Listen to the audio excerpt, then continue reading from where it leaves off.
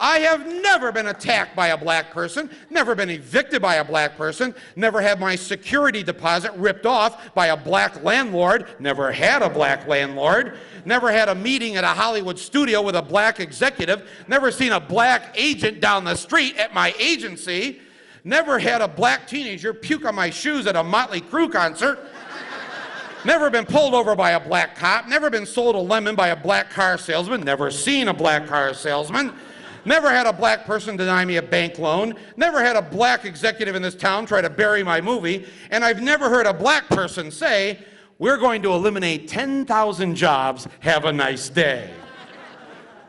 No.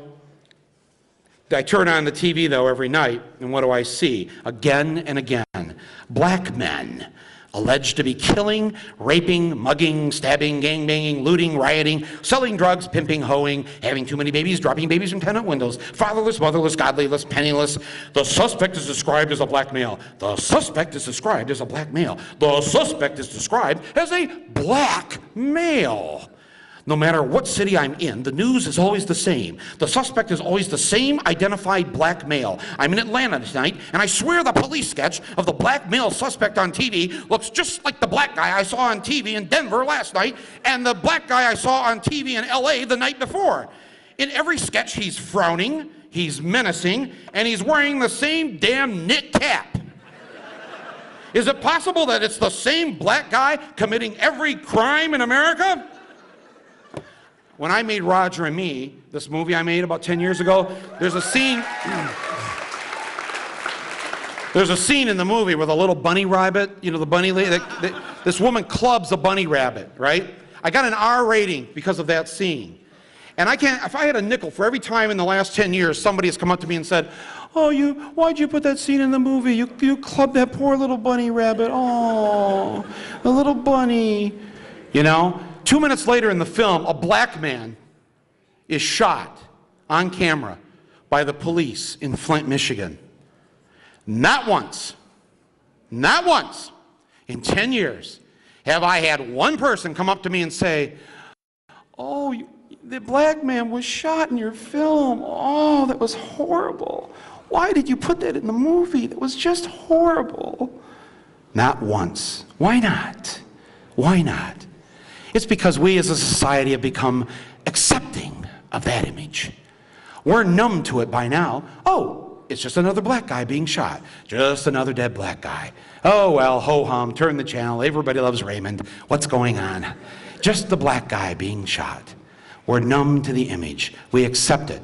And once you start to accept something as evil as that, you'll accept anything. You'll accept screwing the poor. You'll accept screwing the students at this school. You'll accept so much. Because if you'll accept that image, that horrific image of police shooting a black man, you'll accept anything. You'll even accept a guy stealing your White House. Rise up, people. Use the power you have. You're citizens in a great democracy, a free society. It will not remain free unless we make it that way. Now, thank you very much, and I'd like to take a couple questions or, yep.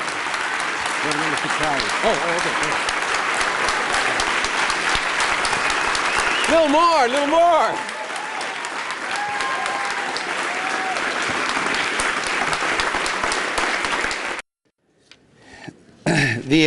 I just want to tell you one, I was thinking about this while they were talking. One quick story, and I'll take a couple questions. There's probably people in this room right now that are not, you don't consider yourselves political people or political activists or whatever, and you just stopped by to see what the hell was going on, who was making all the noise and talking about Saudi jets over America. What I'd like to do is I'd like to really encourage the people who consider themselves kind of slackers or whatever to think about what you can do. And I know why you don't get involved a lot of times in politics, because you see the political people on campus, they're so committed and they have so many meetings and there's all this, it's just too much work, right? And I am that person. I mean, I get this completely because when I was a teenager, and this is sort of my curse, is that I learned something when I was a kid, that you could actually make incredible change occur by doing very little. That's not the message you're told. You're told you have to, like, you know, work really hard and sweat and blood and tears and the whole bit. When I was 16 years old, I got sent to this thing called, you get, I shouldn't say sent, you're selected by your high school. It's called Boys State and Girls State. Did you have that in your schools? You know, you go to Sacramento, like, you go to the state capitol to play government for a week. They pick like 10, you know, goody students to go there. They run, you know, you run for governor, you run for lieutenant governor, all this. So I got picked to go in my high school. I hated it. I wasn't going to run for anything. I couldn't stand the whole thing. I just saw all those kids, you know, who always run for student council. Do you remember them, you know? You know, I'm sort of, you know, I often feel the reason we end up with Gary Condit is because we didn't give him enough swirlies in junior high school. You know, it's like, you know, because he was that way in 7th grade. Hi, I'm Gary Condit, you know. Hi, vote for me for class president. You know, we should have broke him of that back then. Now, then we end up with him in Congress. But anyway, so I'm sitting in my dorm room during this Boys State while they're all playing government down in another hall. And I'm just sitting there listening to some music one day, and I got the munchies, so I go down to this munchie machine down the hallway. This is in the 1970s, and they just had this new potato chip called Ruffles, you know, with the ridges. And I really liked it because in my head at least, I thought I was getting more potato chip for chip with the ridges, you know, because there was a mountain after mountain of chip, you know. So I go down to the munchie machine to get the Ruffles, and on the bulletin board it says, a speech contest for Boys Staters on the life of Abraham Lincoln, sponsored by the Elks Club. Well, I just happen to know that the Elks Club, this is 1970, on their application form, it said at the bottom of the form, Caucasians only. This is 1970 now. This is not the 50s, the 60s, 1970. Private organizations were allowed to segregate and discriminate. So I saw this, and they're sponsoring a speech contest on Lincoln, the great emancipator. I thought, oh, so I got my Ruffles, and I said, I'm going to go write me a speech. So I go back to my room, and I'm writing this speech, you know, I'm going, this racist organization, you know, how dare they besmirch Abraham Lincoln, the great emancipator. I'm writing this out. So the next day I go to give the speech, and there's no Elks there judging it. They've hired like a speech teacher to be the judge, and I win the contest.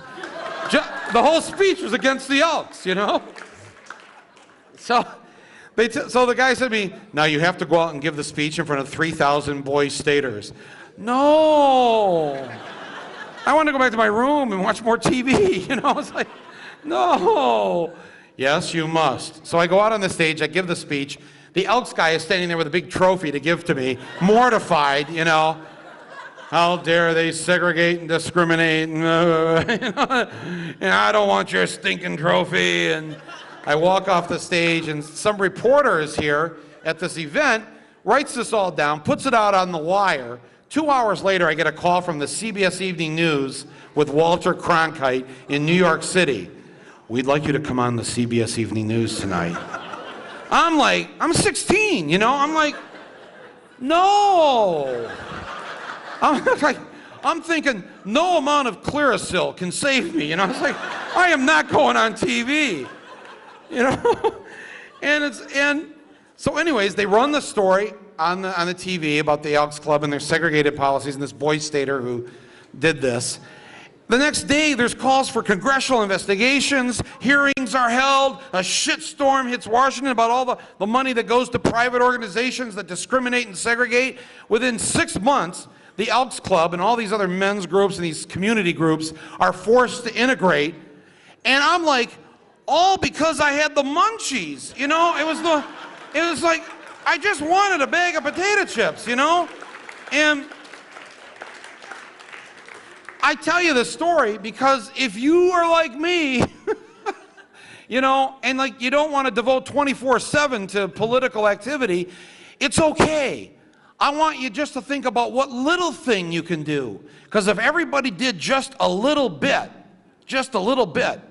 you know, 2 years later, I'm 18 years old, and I used to have the paddle in school, you know, you get swats from the, you don't do that anymore, right? There's like, well, they used to whack me all the time, man. I came home one day, my ass was so sore, you know, and I pick up the paper and it says, constitutional amendment passed, 18-year-olds given the right to vote. oh, I'm going to be 18 in a couple weeks, I'm thinking. I turn over the paper and it says, school board president to retire, election in June. So I go, oh. You know, my ass is like really sore, you know. So I call up the county clerk and I say, yeah, I just saw here where like 18-year-olds can vote. Can we run for office too? One moment, please. What office would you like to run for? School board? One moment, please. Yes, 18-year-olds can run for school board. Now, right away, I'm thinking, okay, you know, great, yeah, but, you know, this is going to be too much work. You know, this is going to cut into my Star Trek time. So it's like, you know, I got to, you know, thousands of petitions or whatever. Well, what do I got to do to get on the ballot? You need 20 signatures. Well, 20 signatures? I mean, like, I'm thinking I know 20 stoners who would sign anything I put in front of them. There you go, Mike. You know, so I get my 20 signatures, I get on the ballot. The adults in the community freak out. This kid with long hair who has only, what he says, he has only one platform position in his run for school board. Fire the principal and assistant principal.